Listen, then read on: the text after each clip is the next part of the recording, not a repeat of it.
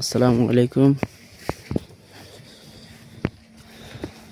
আপনারা হয়তো বলতে পারবেন পাট ক্ষেতের ভিতরে আমরা কি করি। আমরা আমাদের খেতে যাচ্ছি, আমাদের ক্ষেতের পাশেই পাট গাছছে।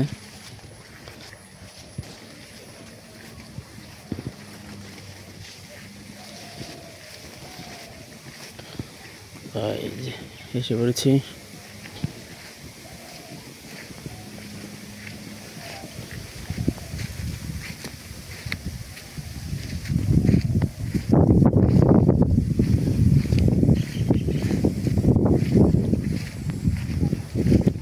অনেকদিন ধরে খেতে আসা হয় না, তাই আজকে খেতে আসলাম।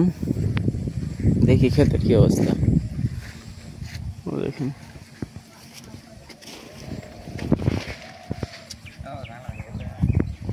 জাংলা ভেঙে গেছে, আসাই হয় না এদিকে।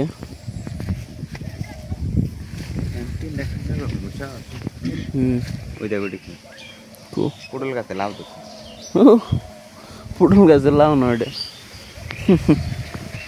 ওটা পটল। ওটার কি তুই বিছন তুই চাস পটল ওটারে?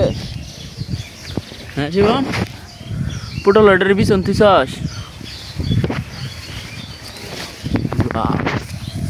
দেখেন কত বড় দল।